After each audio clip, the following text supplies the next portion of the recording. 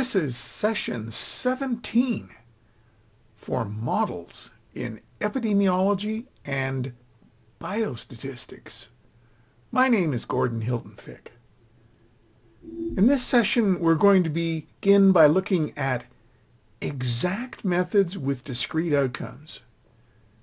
And we have already seen in earlier sessions some usages of exact methods. For example, with linear regression, we've seen that the p-values and confidence intervals are exact, but when we make the assumption that the errors are exactly normally distributed, we are then in the world of approximate inference if we're only assuming that the errors are symmetrical, or perhaps even only just continuous. So that is maybe the most widely thought of exact method. And the exactness issue is crucial in this particular circumstance in that we use the t-distribution for the confidence intervals and for the tests of significance. And when the study is small, when the sample size is small, then the t-distribution is dramatically different from the normal distribution. Okay. Now we've also seen exact methods used with the matched studies analyses we've considered.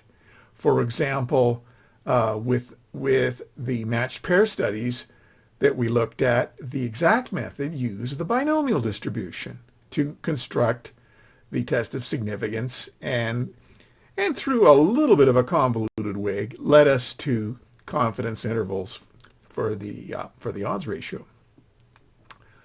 And then we noted at the time that, well, the binomial distribution is exact. We have noted from earlier courses and also in that session that if the sample size is large, or if the number of discordant pairs in the case of the matched studies analysis is large, then one can use the normal approximation to the binomial. Then we're using essentially what are called asymptotics. We're using fairly sophisticated mathematics that shows that as long as the sample size, or whatever the n is in the study, that we can use approximations with some confidence. Now, we've also noted that there are other exact methods. Now we have but somewhat peripherally used what is widely called Fisher's exact test for the analysis of 2x2 tables. That turns out to be yet another very important usage of a method that is not based on the asymptotics, that's not based on the normal approximation, or as we saw, that the chi-squared approximation that comes from the square of the normal. Okay, because now what we're going to be looking at is exact methods for discrete outcomes when we have a dichotomous outcome, in which case we're going to be considering logistic regression, and when we have a count outcome, in which case we'll be able to use Poisson regression. And these will not be based on the approximate methods. They're based on now well-established, actually, exact methods. And these exact methods are available in Stata and in R. And the challenge that was in place up until comparatively recently was that the usage of these exact methods, so-called exact logistic regression and exact Poisson regression, were only seen in circumstances in which one had a lot of time and a lot of computer memory. They were referred to as computationally intensive. And, well, it turns out that these issues, the labels, at least for now, associated with logistic regression and with Poisson regression, the so-called computationally intensive attachment to these terms is fading. In fact, what we're going to see is that there are fairly sophisticated methods available now that enable the use of exact Poisson and exact logistic in fairly elaborate situations, and the algorithms are getting better and better all the time. It is of note that a considerable amount of the research, in the recent research in particular, into these exact methods was from a group from Harvard, Mehta and Patel, and their software called Exact. Now, there is the book by them, which is very detailed, and there's also a book by the author Hergy which is basically exact analysis of discrete data, is the title of that book. These are both maybe on a more mathematical tone, maybe not for everyone that might be viewing these videos. But on the other hand, what one can identify is that there are many interesting examples in the book and in these two books, and you can now give them a try in software like Stata and see that, in fact, it is not a particularly horrendous or difficult process. And this is still a very rapidly developing landscape, I must say. There's the world of exact methods is changing a lot. And in the years to come, there may be a wide range of other models for which exact methods can be used. This is still, as I say, this is just a growing field.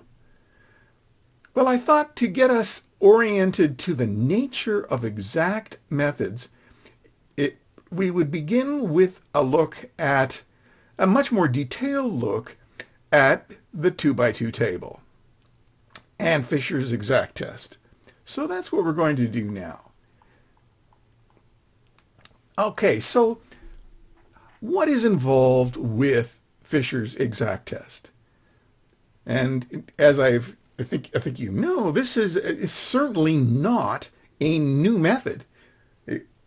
Professor Fisher developed this test a long time ago, indeed, as to point out the approximate nature of what was then considered definitive, which was Pearson's chi-squared. So what is Fisher's exact test? Well, it's based on a family of probability distributions that we actually haven't seen directly here before. And it's called the hypergeometric distribution. And for the computation of tests of significance of the p-values, the so-called central hypergeometric distribution is needed.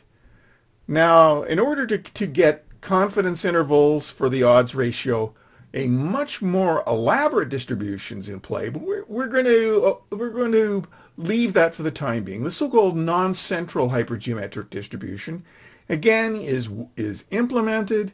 The results are available in Stata and R, but I think it does serve us some value to have a look at, well, what is this hypergeometric distribution?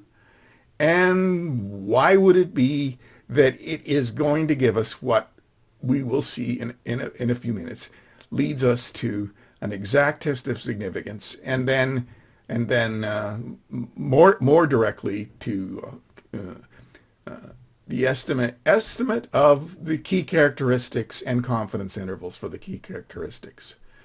Well, there is the probability function for the central hypergeometric distribution. Well, it's based on combinatorial things, right? It's based on k choose k. This is capital K, choose little k, and so on. So it's a ratio here. And maybe from your introductory course in probability or introductory course in statistics, You've probably seen the combinatorial functions, and you may have actually even seen this distribution, but perhaps not by name. So what are the ingredients in this probability distribution? The first is that the probability distribution goes through a range of values. Now, what we'll see is that in most cases, the range of values will be a fairly easy to describe set of discrete values. What are the pieces to this that we need to pay attention to? Well, as we'll see in a minute, n is the total number of participants in the study. So it is the number that's often listed in the lower right corner of a 2x2 table. Okay? And for us, capital K is the number of cases, and it is indeed the sum of the two values in the first row, or the number of cases. Further, we'll see that small n is the number exposed, and it is the column total. So it is the sum of these two numbers, A and C. K is the sum of A and B, and n is the sum of A and C. Now, it isn't entirely obvious, but maybe with a little bit of practice, one would be able to notice that once one specifies the value of capital N, capital K, and lowercase n, then the number in the upper left-hand corner here, which is the number of individuals that are cases and are exposed, determines the other three elements of the table. So once we know A, that is the number of exposed cases, and we know capital N, capital K, and lowercase n, we know the other three numbers. Now, there's nothing special here about the upper left-hand number here. Any one of these four numbers, A, B, C, and D, determines the other three. So we can see then that the distribution will be dependent on, for our purposes here, we'll choose the upper left-hand number, which is A. And this is the standard symbolism that's used for the values in a 2x2 table, and I'm quite sure all of you are used to seeing those numbers. All right, so what we're then going to see is that the probability distribution in play is the central hypergeometric distribution, and once we have a 2x2 table with the components specified, we will then know the value of, or if I may, the observed value of K from this distribution, which will be, for our purposes here, the value of A. It's a little bit technical perhaps, but I'm hoping that by working through an illustration, you will all agree that this is actually, per se, not that difficult to follow. All right, let's take a look at a small example, and I do mean small. A study of only 19, these were called leukemic mice, so a small study of mice with leukemia. And then they looked at the action of two chemotherapies, one called 6-MP and one called methyl GAG. Just for completeness here, we have that 6-MP is actually mercaptopurine, and methyl GAG is mitoguazone. I may not be pronouncing these right, but bear with me. So, what about this study? Well, it's an illustration that's included in the marvelous book by David Matthews and Vern Farewell. I believe they wrote the first edition of this book when both of them were on faculty at the University of Waterloo, and I'm fairly sure they're both Canadians actually. Anyhow, I'm off topic. the book has been extremely well received. It's unusual in a number of ways that are all good, actually. And I cannot recommend it enough to you. If you're looking for a book that you should read and study that covers the foundations of biostatistics that are relevant on all of science, but in particular in epidemiology, this book is an absolute must. Now, I can also tell you that, the last edition of it, I believe it's the last edition, came out in 2007, and but a lot has happened in those 16 years since the publication of the fourth edition of that book. I'll make a couple of remarks about that in a minute. In any case, if we then were to enter the data, and it's available from the website as a DTA file, and then use the cc command in Stata with the exact option here, okay? So after the comma, we put exact, then we get, in fact, the p-value for this particular test of significance. And what is the test of significance? Well, it is indeed that the probability distribution for the exposed is the same as the probability distribution for the unexposed. And exposed here means that they were given the 6-MP drug. Okay. So it sounds like a rather elaborate null hypothesis, but in the case of a 2x2 table, it's not too bad, because the distribution is determined by the proportion of cases in this instance, or the number of cases, if you'd like, once you know the totals in the row totals and the column totals.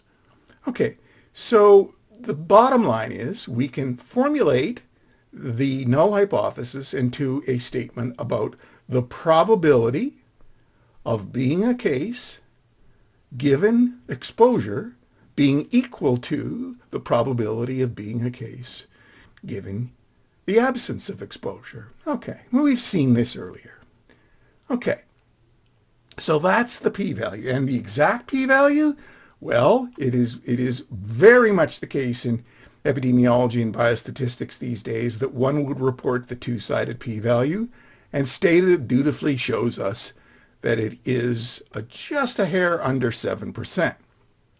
And further we see, again, it's a very small study, but the confidence interval for the odds ratio is very, very wide and includes the null of 1.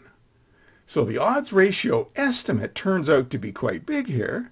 I'm going to be commenting more on that number in a minute, but the confidence limits are extremely wide. Very, very typical of studies that are quite small. The total number here, capital N, only 19. So what have we got? We've got the total number of animals used here was 19.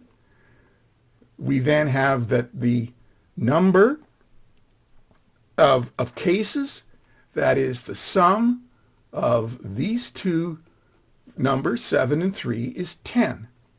Okay? That's capital K.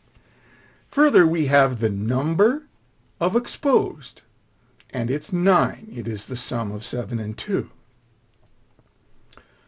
Okay. Further, we can see here that the number of exposed cases is 7. We can see it's unbalanced, right? It's the proportions are different. The number exposed, the proportion exposed among cases is considerably higher than the proportion exposed among the controls. Now you would say, wait a minute, Gordon. What we really want is the proportion of cases among the exposed and the proportion of cases among the unexposed. Stata doesn't print that for us. You're used to this. I'm sure you've seen this before. All right. Now, the bottom line here for us, I hope I'm not making this seem too confusing. but the observed value of the appropriate central hypergeometric distribution is 7. The value of k is A here, which is 7. Further, it can be seen, and I think that I will leave this, but there are in fact 10 possible 2x2 tables here that could be constructed. There are 10 values of k, and each determines a 2x2 table. And the values of k range between 0 and 9. We got 7. All right.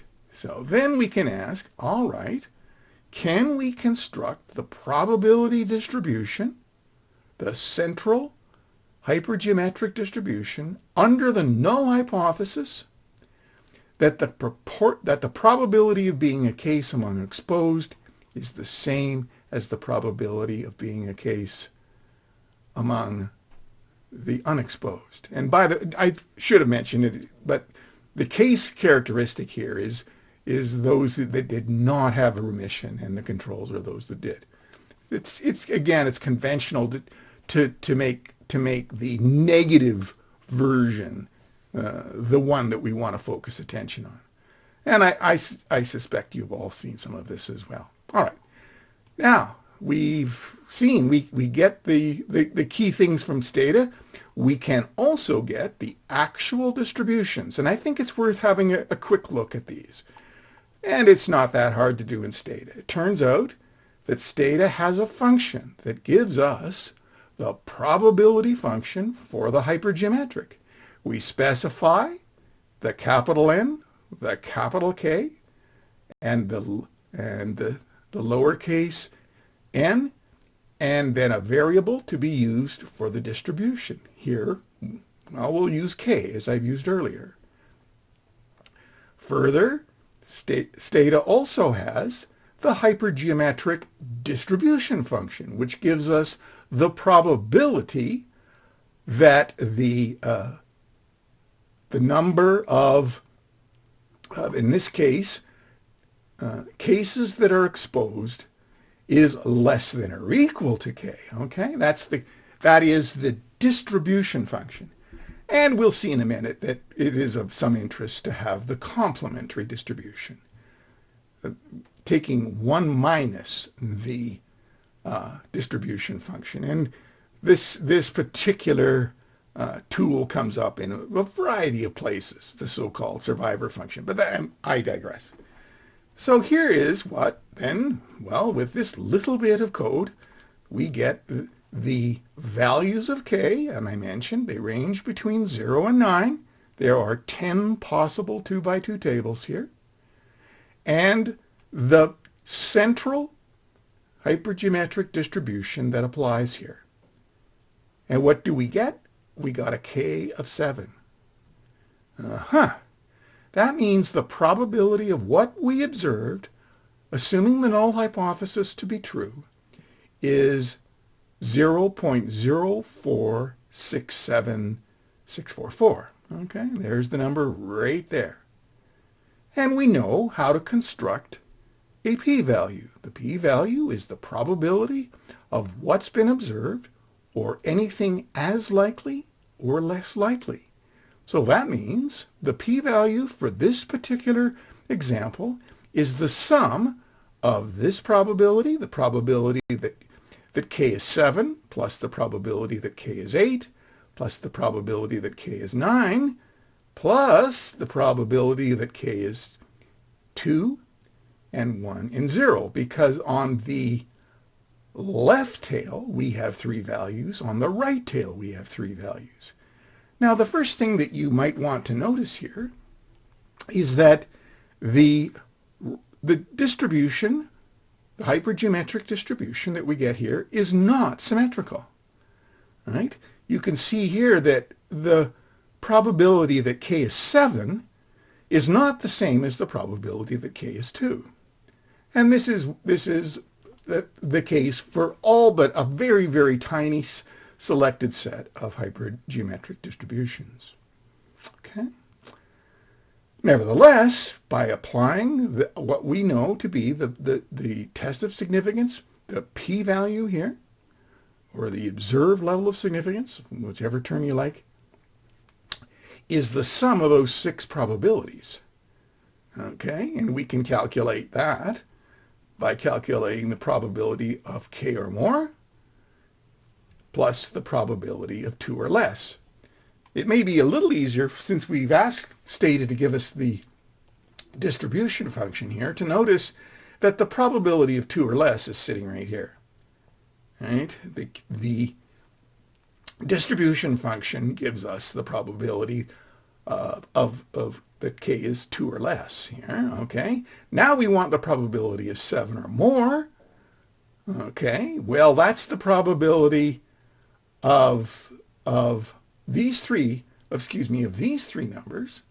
So what is it? Well, it is 1 minus the probability of 6 or less. All right? The probability of 7 or more is 1 minus the probability of 6 or less. Okay, there we go. And there is the complementary probability, right? There's the probability that is 1 minus the probability of 6 or less, right? There's the 6. There's then the probability of 6 or less. So what is the p-value here? It is the probability of k being 7 or more, that's this number, plus the probability of 2 or less, which is this number. And so the p-value, is this number, 0.06977, blah, blah. Ooh, right. Okay. And Stata gives it to us right there. Right there it is. And yay. You might also notice the one-sided p-value here is also printed. Not often used, though, frankly, in current statistical analyses anymore. Almost always two-sided. Okay. So there is we've worked hard, but there's the p-value directly from the probability distribution for that upper left-hand cell. This number 7 right there. Yep, that's what it is. Now, what we want to notice is something else here, and that is that the chi-squared, the approximate chi-squared, which was at one time over 100 years ago, thought to be the correct p-value. The terms have changed so much in all that time. But in any case, the chi-squared value we're going to see here is not close to the correct exact p-value here. And it has, it can be misleading. And let's look at this for a minute. If we look at the chi-squared that we get from Stata by asking for the p-value without exact requested, we get this number. Now you may be thinking, oh, hey, wait a minute. That number is less than 5%. I like numbers that are less than 5%. Right? The almighty 5%. That is not the correct rationale for the selection of the correct test of significance. The correct test of significance, the correct p-value here is just a hair under 7%, not this number that's less than 5% here. So it is a quandary that many people still deal with. Oh, can I choose the one that's smaller? No, no, no, no. You have to use the one that's correct. And with small studies, what is now very well known, if a study is small, you're going to need to use the exact methods. The approximate methods may lead you astray. Now, it turns out that the computation of the exact p-value from Fisher's exact test here is comparatively easy to compute here, although I use Stata, right? But it is also true that in its time there were tables or people just did all the hard slogging and computed these probability distributions by hand. But now the computation of the p-value, the exact p-value appropriate here, is not a big deal. It can be done quite easily. Now you will see in older textbooks some mention of so-called rules of thumb. And in this particular case, there is no need ever, really, if you just wanted a p-value for a 2x2 table, there's no reason to use the incorrect chi-squared anymore. The chi-squared test here is obsolete. You may also hear, oh, well, there's all these ways of correcting the approximate methods, so-called Yates correction, and there's endless other variations of this that people tried to come up with, again, some time ago. None of them have any relevance anymore. The exact method can be used, and it can be used quite easily. Now, here's another piece for you. Stata, with either the option of exact here or without the option of exact, does give you by default the correct exact confidence interval for the odds ratio. Now, we're not going to look into how that's computed. That is a bit of a deal, but you can look it up if that's something you'd like to explore or like to learn more about. However, it turns out that Stata, at least in the version of Stata that I'm using here, reports the AD over BC, which is from the exact method. From the approximate method and not the exact method. Oh, so we get the correct exact confidence interval, but we get, unfortunately, the so-called asymptotic or approximate value here. Okay. So we get what's called the maximum likelihood estimate of the odds ratio here, but such an estimate is based on the approximate methods and not based on the exact methods. Oh my. Okay, so how do we get here the exact analysis and the exact correct point estimate of the odds ratio? Well, here's where we get to use in Stata, and it's available in R as well, the command xlogistic for exact logistic regression. And what we need to do is, it's just like using the regular logistic regression or the approximate logistic regression. You specify the outcome, you specify the treatment, and now we'll specify that we want the coefficients, not the exponents of the coefficients here, and we would like a test of significance based on the probability. Now there's also another sub-option here of basically an iteration trail that is in some instances with exact methods quite lengthy. So you can turn that off if you're confident that all is well and you've got the correct setup. What do we get from exact logistic regression here? Okay, we get the correct exact p-value. There it is. That number that's just a hair under 7%.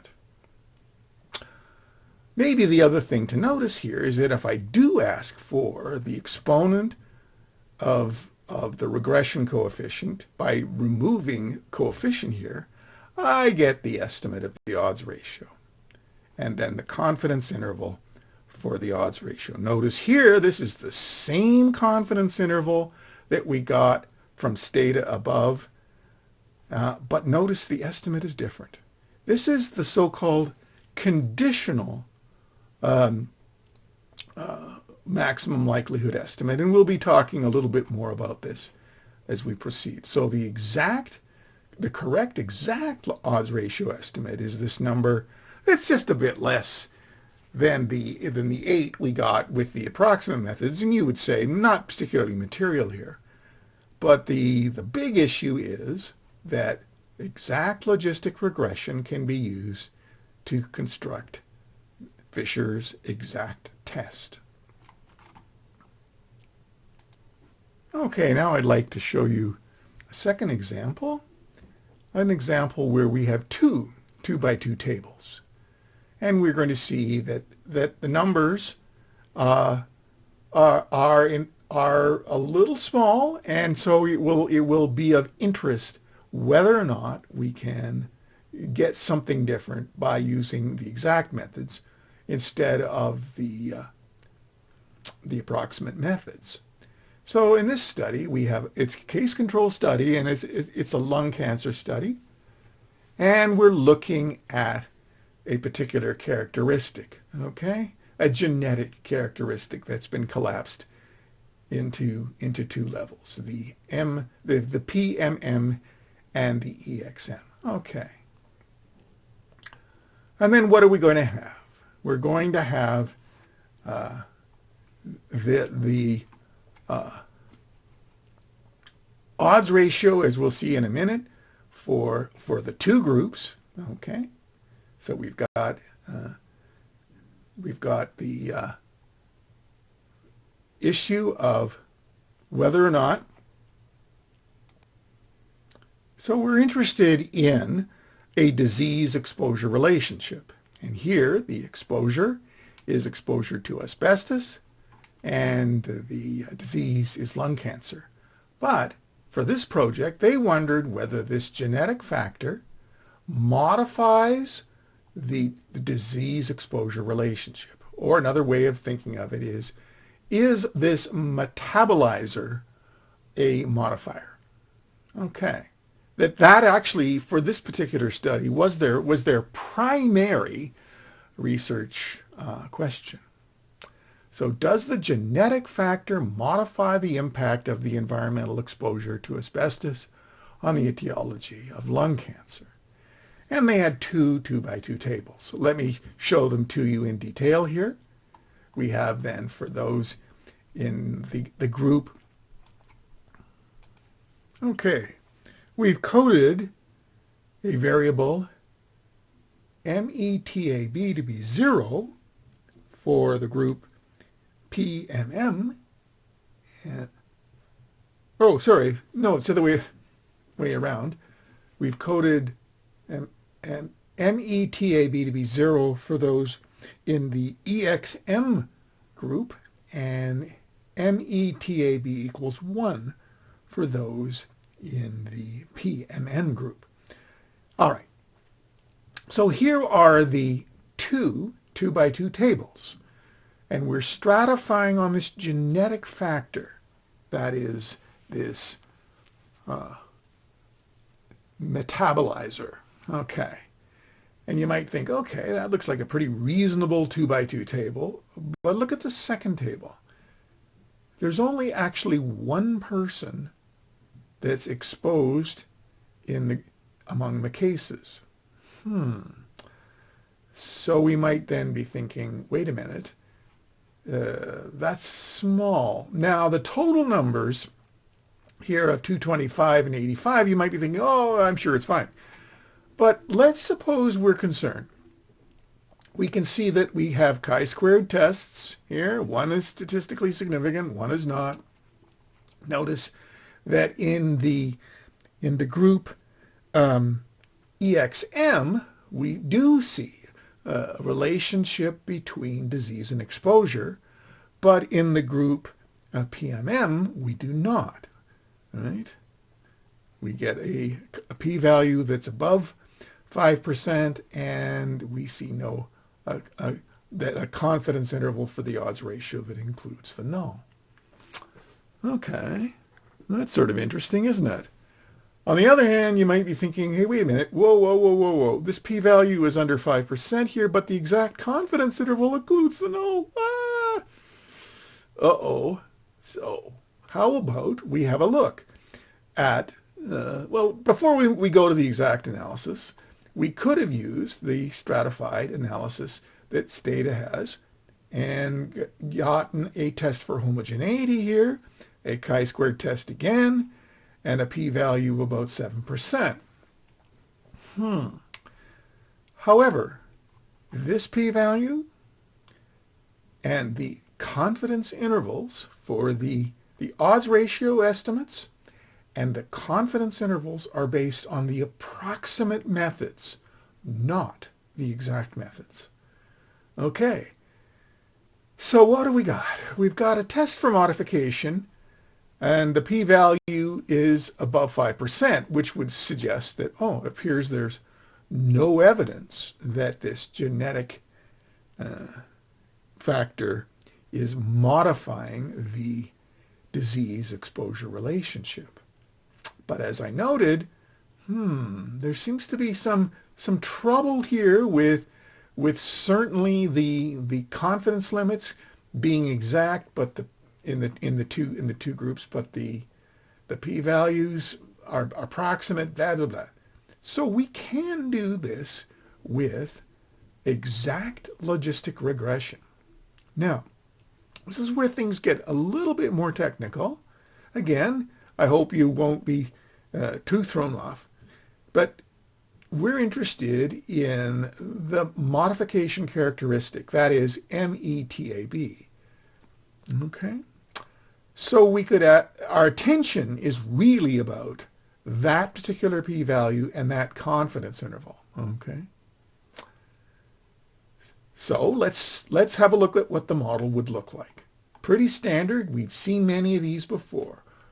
We've got here the P is the probability of exposure, and then we have the log odds of exposure being a function of C, that's case control status, M, that is the metastasizer, and then the product of the two. And this regression coefficient, B3, is the one that we're quite interested in.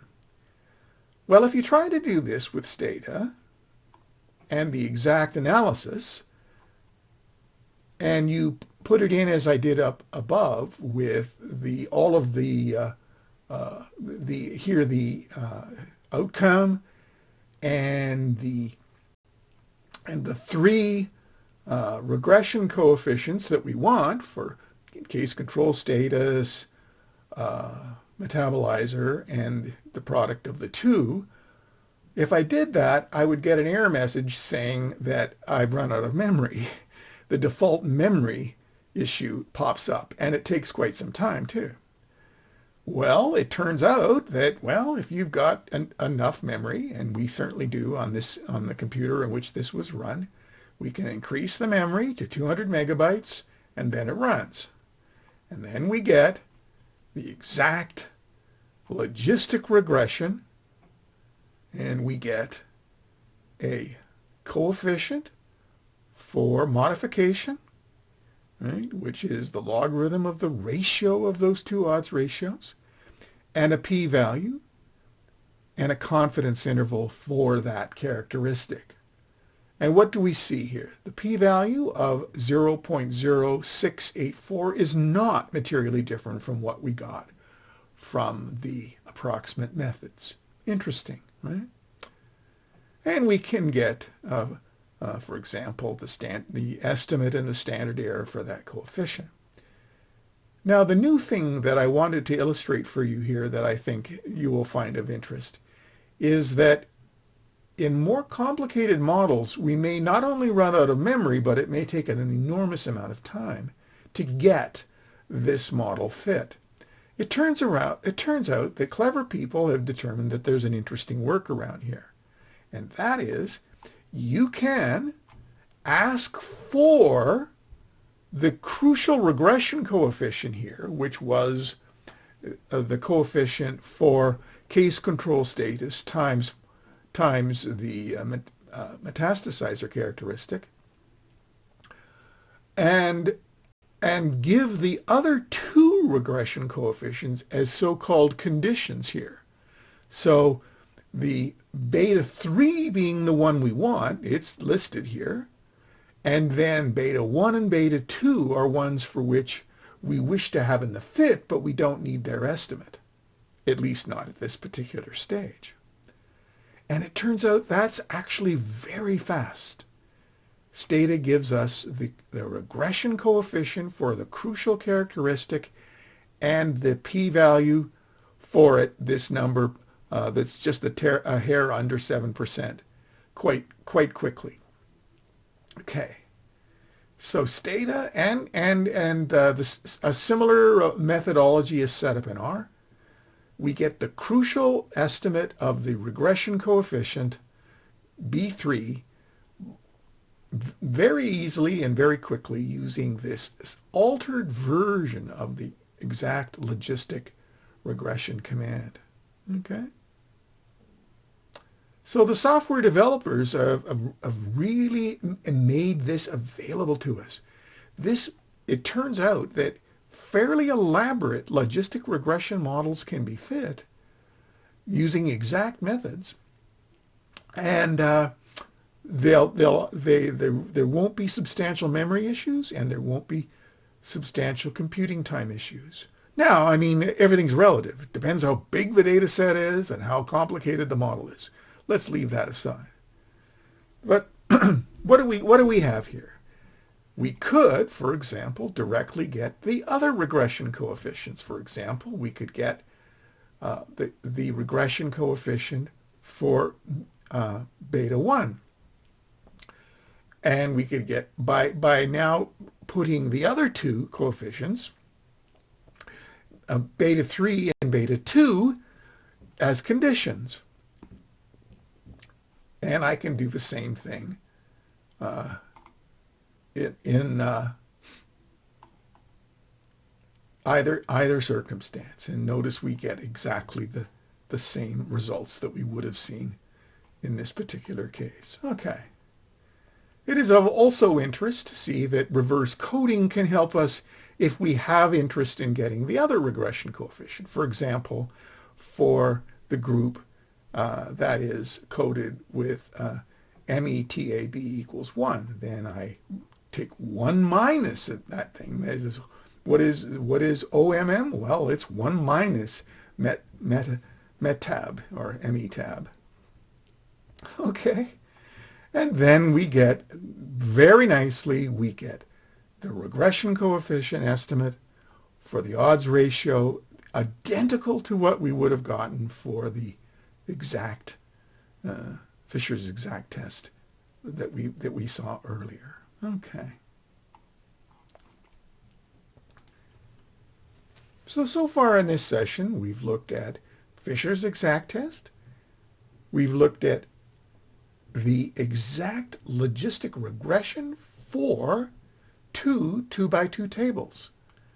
This is only really just a start. We'll be looking at some other examples, but all of the tools that we have seen in our developments in earlier sessions for logistic regression can be done in principle with the exact logistic regression, or EX logistic.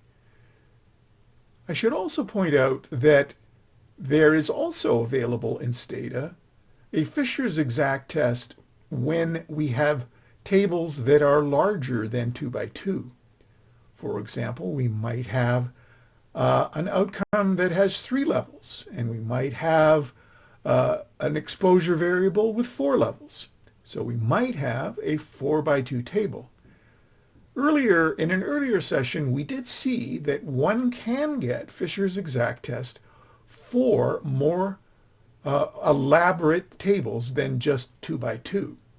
Now, what I should also point out for you is that such Fisher's exact tests for tables larger than 2x2 are certainly available, and they will be two-sided p-values. Okay. Now the challenge, though, is that the circumstances of interpretation of these p-values, for example, if we had this table with 3 rows or 3 levels of an outcome, and say 4 columns with, say, an exposure status in 4 levels, well, there we have a rather, well, somewhat, shall we say, uh, less less useful and omnibus test of significance. The null hypothesis is that the distribution of the outcome is the same for each of the levels of exposure here, but not how those distributions are different, or for which levels of exposure there are differences.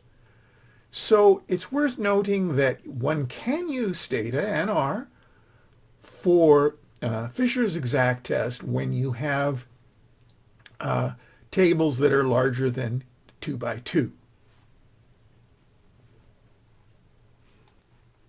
Okay, now I'd like to continue with some usage of exact Poisson regression.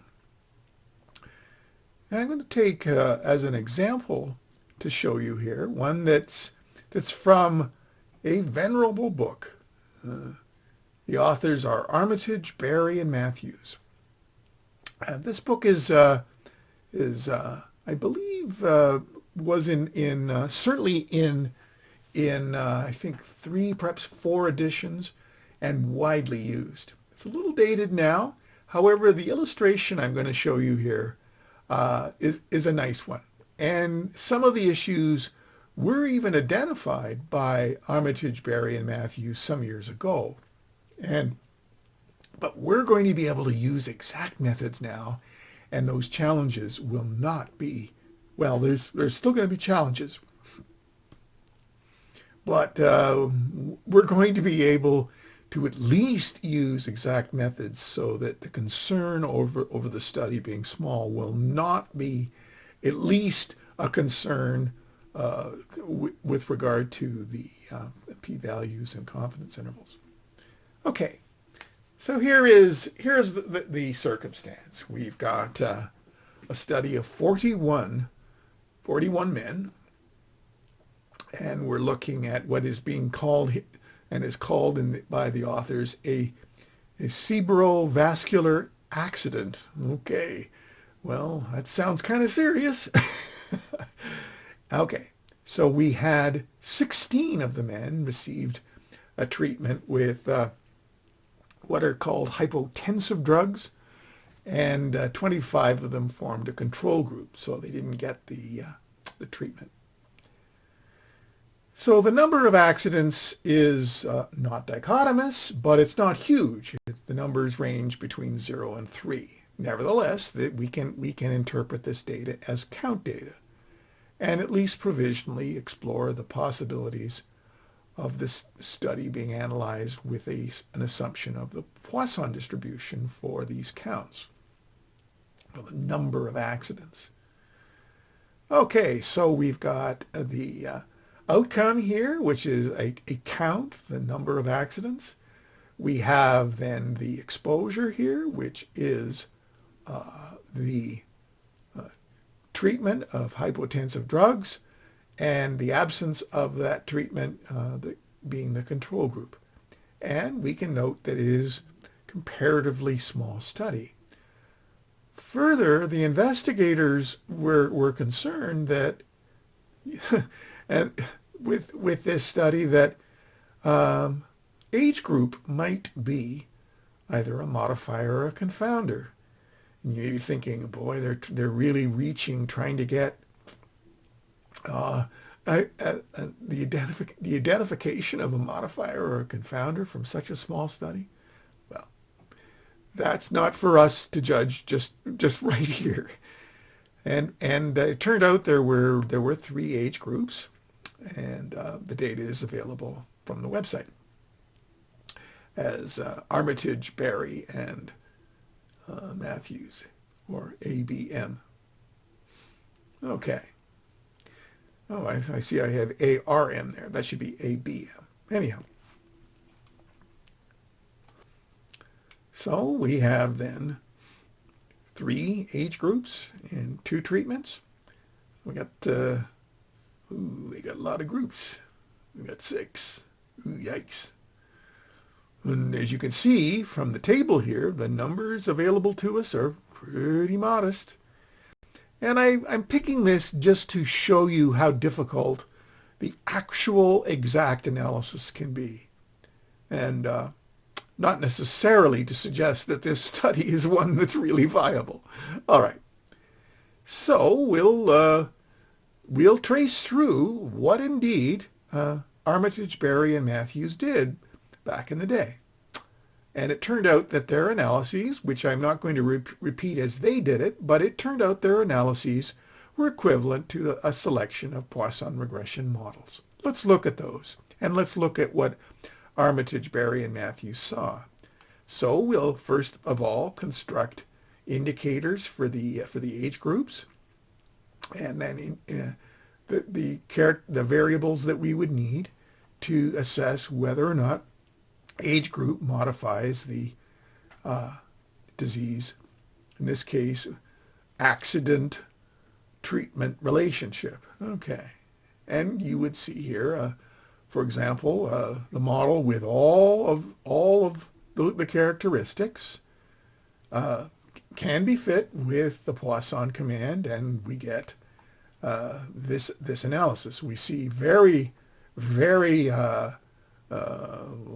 small z values, and we get quite high p-values from this analysis. Okay, so then you might be saying, okay, well, let's as they did, let's remove the two regression coefficients that would be associated with the modification, with age modification, TA1 and TA2 here, and refit. And if we do that, then we get, we're seeing that after adjustment for age group, we do see a treatment accident relationship detected, and the p-value is given here. And again, I would leave it for you. These are the logarithms of expected counts that are being estimated here, and you can go through the process of interpreting these regression coefficients, and it's definitely highly recommended. And for completeness here, we've as it in fact implicitly was a part of Armitage, Berry, and Matthews' analysis, we'll take out the two age characteristics, and then that gives us what we might interpret then as an estimate of the crude relationship between treatment and accident. And what do we see? We see a very small difference between the regression coefficient crude and the regression coefficient adjusted, and so we get no indication of confounding. And so, as was done in Armitage and Berry, they suggest that there's no evidence that age modifies, and then they also then, or at least we can then note that the adjustment treatment comparison is not meaningfully different from the unadjusted, and so age does not appear to confound.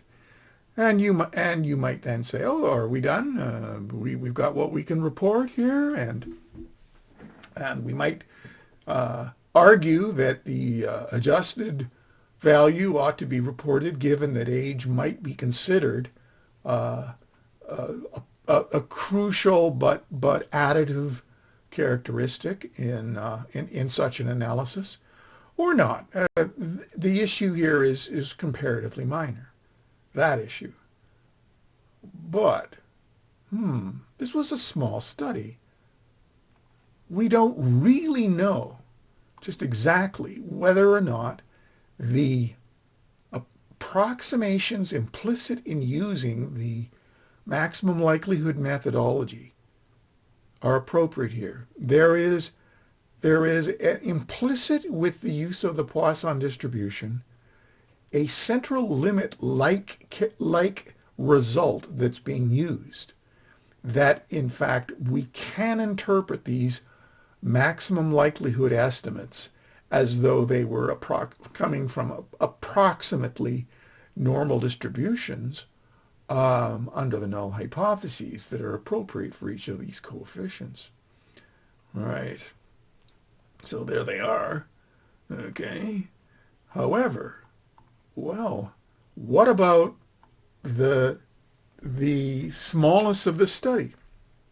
Indeed, Armitage and Berry do question in their book that the approximate methods are possibly under question here. Well, we have now the option to repeat this analysis, but using the exact methods that are appropriate, that are available for a Poisson regression. So what are the differences? Well, we give, instead of X logistic or EX logistic, we give EX Poisson, and this is the state of command for the exact Poisson regression. And it's similar to before. We would like to see a p-value, and we don't need to see the iteration log. And what do we get right away? We get a diagnostic. Uh-oh. The conditional maximum likelihood estimate is not bounded here by saying it is minus infinity. Whoa-hoo. Yikes. Okay. Stata uses a comparatively newer methodology for constructing an estimate now called the median unbiased estimate. And there's quite a bit of interesting literature that's been written about the median unbiased estimate. Okay. At least it gives us something that's finite. But it also turns out that we were not able to fit this model and get all of the regression coefficients. There's another error diagnostic associated with the fact that the distributions that are in play here, these conditional distributions, ended up making it impossible to estimate one of the regression coefficients. So like we did with the exact logistic regression, we can ask in our state of command for the other regression coefficients, but giving the command that giving the option conditioning on or conditional on TA2. In other words, we would like it to be in the model, but we're not interested in its estimation. Okay. Whoa. So it's available. Okay. And now we see, oh my goodness, now we're getting two characteristics for which we need the median unbiased estimate. Okay. So the bottom line is the exact Poisson regression that we get here is not at all like the approximate Poisson regression. Now, you might say that, is it materially different? Well, the crucial issue being the test of significance initially here for whether or not age was a modifier is available, at least in part, and the p-value associated with that is very high. It's over 40%. Okay, so that means we can proceed as we did with the approximate methods, and now use exact Poisson for the model that assumes additivity now. In other words, removing the consideration of modification, getting the adjusted estimate for the logarithm of the expected regression coefficient, which is actually here a difference between two logarithm expectations.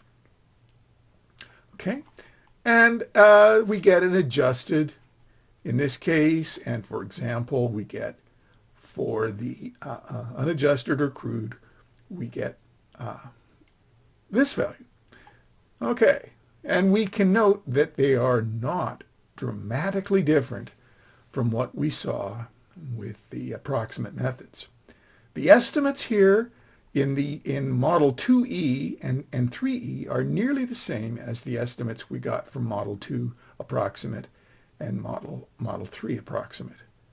I will note, however, that the p-values and the confidence limits are different, and a case can be made that one should be using exact methods here, if only to ensure you're getting what can be considered a more reliable determination of the confidence interval that's appropriate here. Now, it turns out that there's a huge amount of additional, there are a whole range of issues here that are in play. Now, one of the things that I should mention for you is that you might be thinking, what about in the approximate methodology, we have the ability to use the likelihood ratio test to compare nested models. Well, at least it is my understanding in current research that the likelihood ratio test is not available with the exact methods. Indeed, that makes sense here. We're not using the usual likelihood functions. We're using a very different methods. And again, there's quite a bit in play here. So one of the complications that comes up in the use of exact methods is we do not have a likelihood ratio test. Now, we do have the various p-values, though, that are available, and the confidence intervals, which we know, at least in principle, were analogous to the likelihood ratio test, which was considered by many to be more definitive. Okay, so we do have the ability to construct comparisons between nested models, and indeed, well, there's a whole range of topics here that I don't propose we go into here. But suffice to say then, we have the methodology for using exact methods for dichotomous outcomes, and we have the methodology for analyzing with exact methods count data. Now you may be thinking, wait a minute, I remember that in our study of the analysis of count data that there are circumstances in which we might want to use the negative binomial and not the Poisson. Well, it turns out that there is some research associated with exact methods that are possibly going to be available down the road for the negative binomial here. However, it turns out there are huge obstacles here. They're technical issues, but they're related to a notion of sufficiency that some of you that are reading this material will be familiar with. All right, now I'd like to make just a few remarks about a second issue that really hasn't received a huge amount of attention in any of the sessions up until now, and that is the dilemma and the challenges associated with missing data. Now, I am not going to spend a great deal of time with the details here. It turns out that the details for the handling of missing data in software is highly software dependent. So it turns out that the analysis of data for which observations are missing is handled quite differently in Stata from how it is handled in R. So in the handout notes, I am giving a fair bit of material on the handling of missing data for Stata, but I'm not going to include any information on the handling of missing data in R. There's just so much there. Suffice to say, the differences are important. And if you have a study in which you have anything more than just a few missing values, you're going to have to pay attention to the tools and how the tools are dependent on how missing values are handled. So I'd now like to take a few minutes and go over some of the approaches that are used, that you almost certainly will see if you're facing the dilemma and the challenge of missing data. Now, suffice to say that many of these methods are considered obsolete now and highly problematic in certain settings. And so I'm only just going to mention them by name and make a few very brief remarks, and then spend a few minutes with what is considered in current times the most appropriate way to handle missing data. Now, the first one that I will spend a little bit of time with for you is usually called list-wise deletion, or it's also known as complete case analysis. Now, in Stata, the default is that Stata will discard data from analysis if any one of the data values used in the analysis contains missing values. Now, with list-wise deletion, it means that you will have, say, for that particular analysis, you will have the opportunity to determine the set of values that are going to be used. And in most instances, you would want to ensure that you are using a common set of the values for all of the characteristics you're using for all analyses. Now, one of the areas that is that many beginning analysts can get into trouble is that if they use the list-wise deletion for one set of analyses and a different list-wise deletion for another analysis. So let's suppose that you have a study in which you wish to include in your model age, but age is missing for some of the individuals. And then you plan to use another model in which age is not included.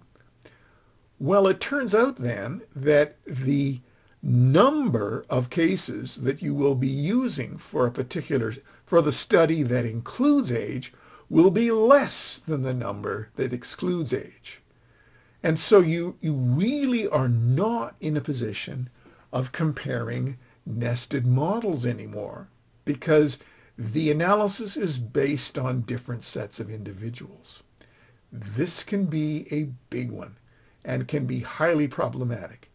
Now, the advantage with most software, and Stata and R are both like this, is they'll show you right up on usually in the upper right-hand corner, how many observations are being used.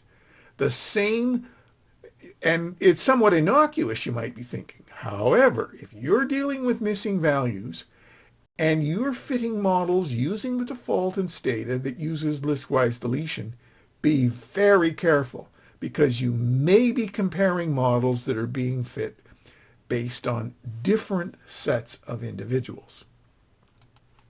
All right, the next one that is widely seen is so-called single imputation. Imputation, okay.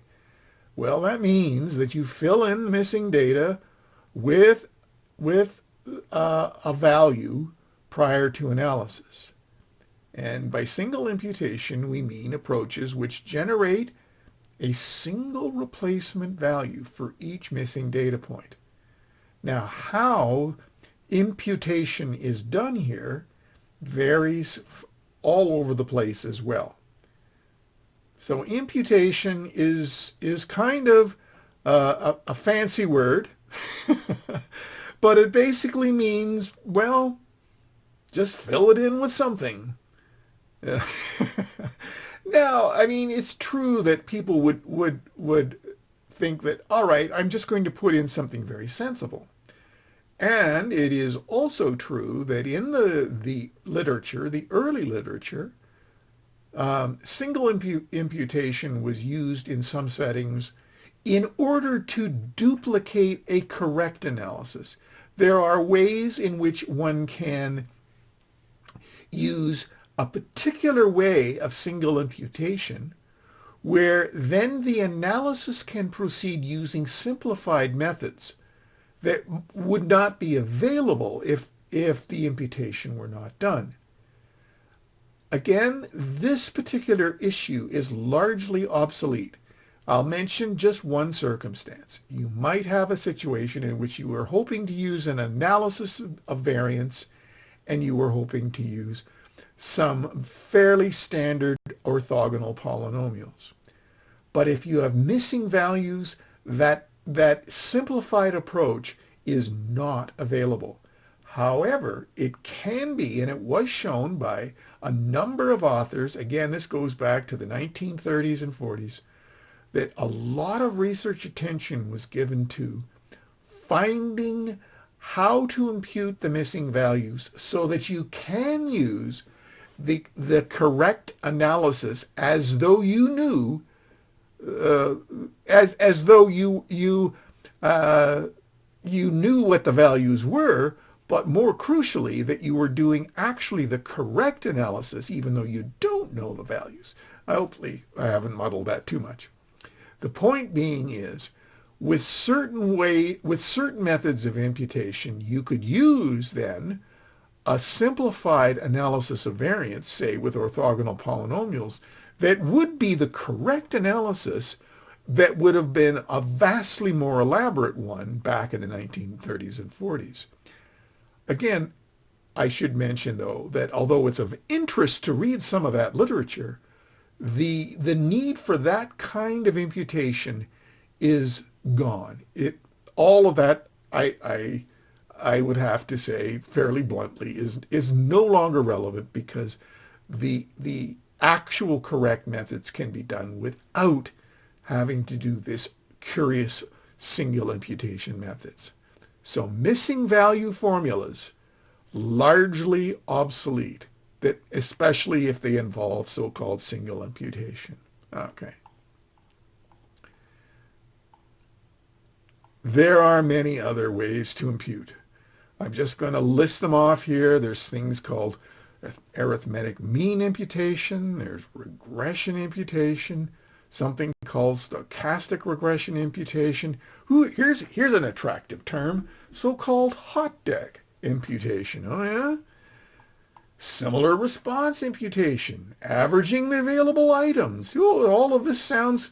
Oh, and here's one that many of you in epidemiology might well have seen, that are often seen and this obsolete method is still occasionally seen in the analysis of longitudinal studies, and it's called last observation carried forward. Hey, that sounds like a pretty sensible thing to do. Well, wait a minute. That means taking the last observation that was available and using it in all the future values or in various incarnations of that. No way is that definitive. It was considered for a time to be, well, we have to do something. We don't have the actual means to carry out the analysis without this odd form of imputation, so we'll just use it. So, suffice to say that its use in medical studies is still seen on occasion, and fortunately now, I at least I would like to think that journal editors and referees would identify that people are using obsolete methods and should not be using the so-called last observation carried forward. Now, if you want to do something that's just for, I don't know, historical reasons maybe, or I don't know, just for sort of curiosity with the use of an older obsolete method, well, there's nothing to say you couldn't do it, but your time is better spent, frankly, spending time using the methods that I'm going to mention in a little bit here. Okay. Because I've now come to the method for handling incomplete data that in current times is considered definitive. It doesn't mean we fix anything. It doesn't mean for sure that we can fix anything. But it is called multiple imputation using chained equations. And it has the curious abbreviation of MICE, or mice. I know. Well, sometimes these simplifications and abbreviations catch on. So if you hear people talking about I used mice for my missing values, it's a multiple imputation using chained equations. Now, I don't propose to go through all of the details here either, except to point out that the procedure is not straightforward. It involves replacing missing values with not one set of simulated values, but many sets. And then applying the analysis to each completed data set, and then constructing parameter estimates that capture the degree of uncertainty in our analysis that's caused by or is thought to be attributable to the missing data. So the objective with mice is not to predict the missing values per se, but to handle the data and the missing data in a way that results in defensible statistical inferences. And mice, the multiple imputation with chained equations, has been around in Stata for some time and is certainly available with R as well. Now, so the process is not elementary. Some authors spend quite a bit of time and indeed want to understand all the details behind using this methodology. I can recommend the help file in Stata, and there's a lot of literature being written about this. Now, suffice to say here that the procedure is considered definitive in current times. However, yes, indeed, there are still many people who are concerned about some of the issues with the use of multiple imputation using chained equations. And so there are many challenges that are still the subject of considerable discussion, debate, and yes, indeed, there's controversy. So do note that although I would say that multiple imputation using chained equations is a viable option for you, do be aware of the fact that there are still many authors that would say, and many reviewers that would say, you're trying to get something for nothing. And what is certainly also that becomes apparent in some uses of mice is that all you find out is that the proportion of missing data relative to actual data is just too high.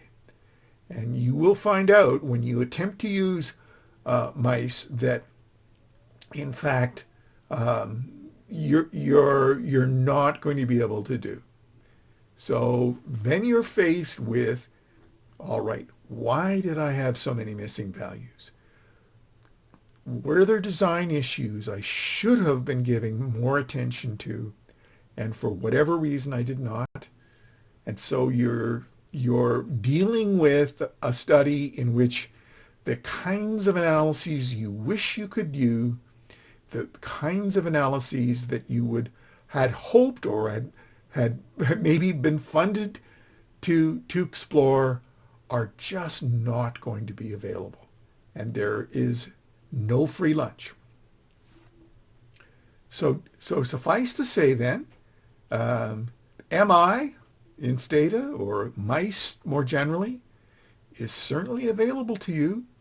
And if you see any of the old methodologies being used by others in your work, you're going to have to step up and point out that the real analysis option these days is mice. and not one of the older obsolete methods. All right, next I'd like to show you one example taken from the excellent book by Stephen Newman. It's called Biostatistics, or Biostatistical Methods in Epidemiology. And Stephen's book has many, many interesting developments and interesting ways of approaching the understanding of statistical methods. And there's a number of very interesting illustrations, and I thought I would take one from Stephen's book. It's page 98 and page 126, and this actually comes from the Northern Alberta Breast Cancer Registry, and there were it turned out 199 breast cancer patients who were registered, and this is from an older study from 1985. And they restricted this analysis to women who were in either stages 1, 2, or 3. And it is thought that the stage of the disease is associated with breast cancer mortality. But here the interest might be in whether or not the stage of the disease modifies the relationship that's under study that's primary. And that is that there is a disease exposure relationship. And here the disease being breast cancer mortality, and the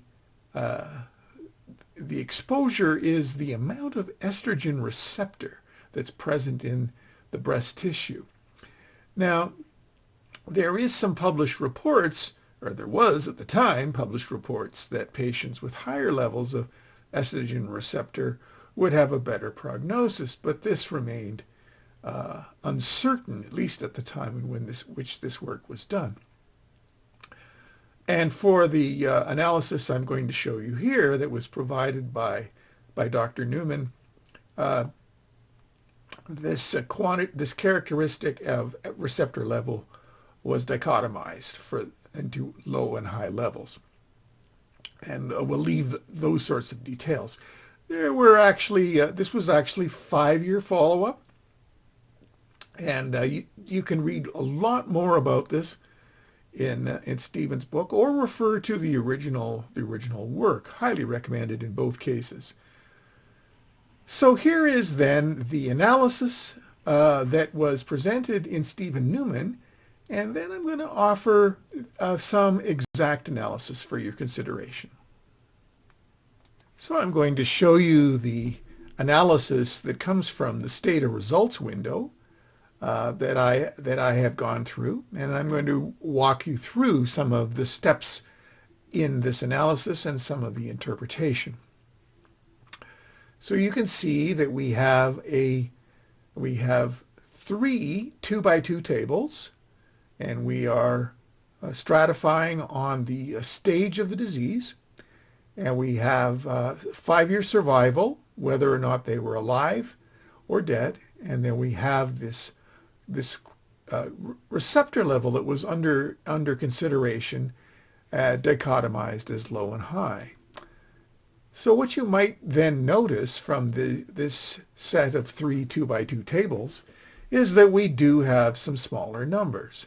Although the study itself might have been thought to be quite large, involving 192 breast cancer patients, you can see that some of the cells in these 2x2 tables were comparatively small. Let's begin by looking at the approximate analysis as we might proceed in an analysis where we might be. I'm going to show you both the approximate and the exact analysis here. So I then created indicator variables for stage 2 and stage 3, and then the product of receptor level with stage 2 and the product of receptor level with stage 3. So that gives us the key variables that we're going to want to use for this analysis. And so the logistic regression using the standard approach of likelihood and the approximate methods gives us this output.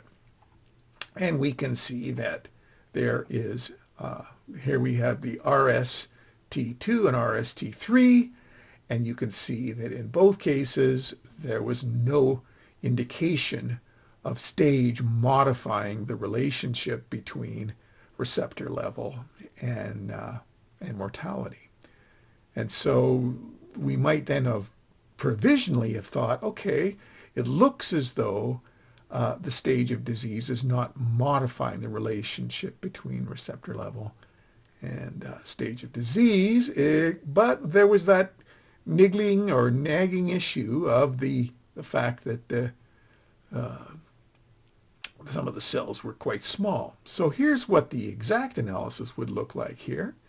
And we'll be doing it with where we're keying on the two variables that are crucial to our consideration of modification here. And then the other variables, that it being associated with receptor level and stage of disease, were then the variables that were considered, that we wanted included in the model but didn't need to estimate the regression coefficients. In any case, what we find is we do get different results. Notice the coefficients are different. Now, are they materially different? Is it really important? Well, certainly the p-values are high again. The confidence limits for these characteristics, which I'll let you spend a bit of time interpreting, I'd encourage that. But notice that they're not the same. The exact and approximate are not the same. Are they materially different? Maybe not. But still, if we're going to be trying to report the correct analyses here, one might argue here that there's a case to be made for using the exact methods. But you might then say, well, is it going to change the crucial results? Well, let's have a look. Let's suppose that from the exact point of view, from the approximate point of view, that we then proceeded as we might do, and that is remove the two regression coefficients associated with modification and proceed. And then what do we get? We get some indication that as expected, that stage of disease is associated with mortality in an additive way for both those with high and low receptor levels. In other words, these are assumed common to now the receptor level being high or low. So this is stage 2 versus stage 1, assumed common to receptor level. And this is stage 3 relative to stage 1, assumed common to receptor level. This coefficient then is comparison between high and low receptor level, assumed common to stage of disease. And you can see it's negative, indicating that the relationship between mortality and receptor level is of interest here, and it's statistically significant after adjustment for stage of disease. And further, we are then seeing that higher receptor scores or receptor levels are associated with, as anticipated, lower mortality. So you might think that perhaps for this analysis it might have been better if we'd reverse coded this, but again, it's simply a matter of getting the interpretation right, because you'll recall that we had receptor level coded 1 for high and 0 for low. And so what do we find? That in fact, if you have a high receptor level, then you have lower mortality. The difference in the log odds of mortality here, this is the log odds of mortality for those with high minus the log odds of mortality for low is a pretty large difference in log odds, and the p-value is low. So this is looking like the definitive analysis here. After adjustment for stage of disease, we are seeing a relationship between receptor level and mortality. Let's, though, check this using the exact methods. What about the regression coefficient for receptor level here, if in fact we did an exact analysis? And so if we do so, we get almost the same value here, right? And a slightly higher p-value. Confidence limits, though, are quite different here. And I think that again, we might be thinking, if we're getting close to what we're going to report, wouldn't it make sense here to report the exact analysis and the interpretation and the test of significance and confidence interval using exact methods? Indeed, because of the fact that the study has some tables with small cells. And we might then also wonder whether or not there's an indication that stage of disease is a confounder.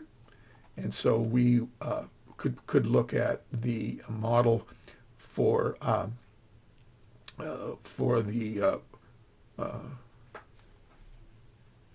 the receptor level without adjustment for the stage of disease, and we do get what might be judged to be a materially different regression coefficient. Again, that comes down to issues of what is considered a meaningfully different set of coefficients, and this becomes an issue of when we're prepared to say that a particular explanatory variable is a confounder or not. In this instance, though, I would think that even if there was perhaps no real concern about the difference between the coefficients, most authors would argue that we would report the regression coefficient for receptor level with adjustment for stage of disease, because stage of disease is so obviously associated with mortality here. Okay. Now we then might think, oh, wait a minute, let's just be absolutely clear here. What about that fitting such a model exactly? And what we find is we get, again, almost the same as we got with the approximate. Confidence limits, though, are a bit different. But one could still say that in this particular instance, the analysis that ought to be reported would be the one for which we have the adjusted difference between the two log odds, and that's adjustment after adjustment for stage of disease, and using the exact analysis here. And you could repeat these, and I haven't done that here, but you could repeat these two analyses, replacing here, for example, stage 2, putting stage 2 as the explanatory variable, and putting the receptor level into the conditioning variable or conditioning variable in here, and doing the same thing here to get an indication of just exactly how strongly we are seeing the relationship between stage of disease and mortality assume common to receptor level.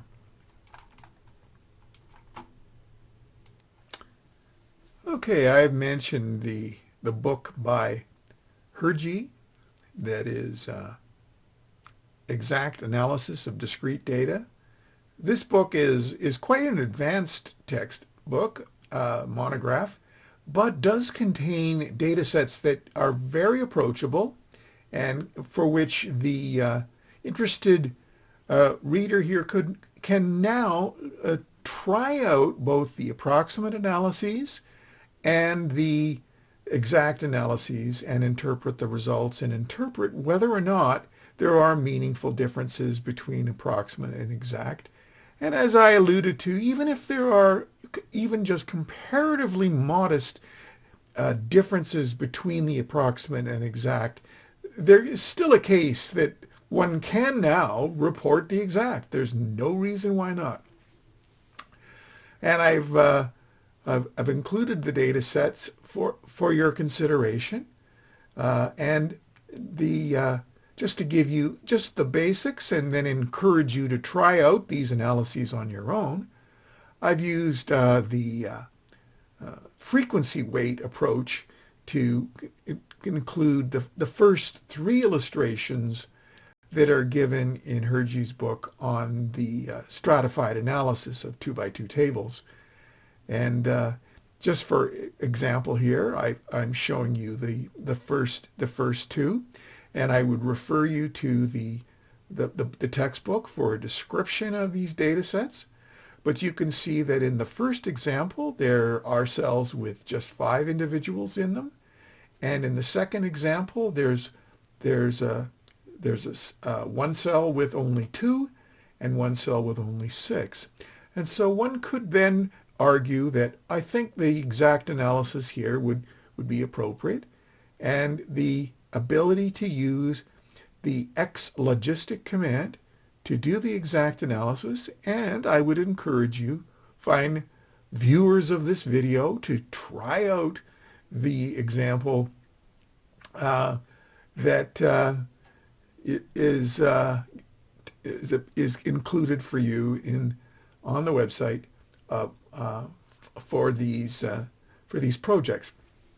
I should also mention that the 4th example in Hergé's book is one for which a Poisson regression is appropriate.